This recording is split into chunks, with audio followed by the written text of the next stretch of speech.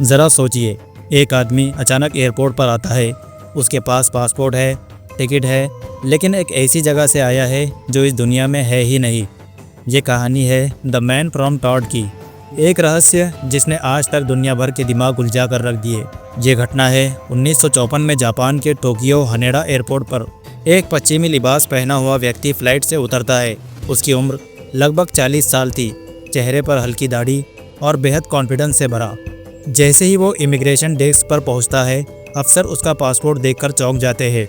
Passport पर लिखा था टॉड, जो कि एक देश का नाम है, लेकिन अफसरों ने ऐसा कोई देश आज तक सुना ही नहीं था।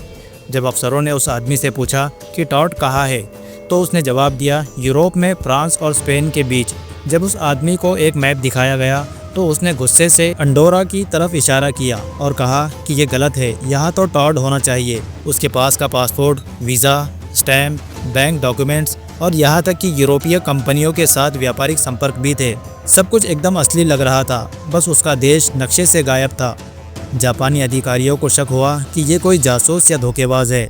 उसे एक होटल में 2 सुरक्षा कर्मियों की निगरानी में रखा गया, लेकिन अगली सुबह जब देखा तो कमरे का दरवाज़ा अंदर से बंद था।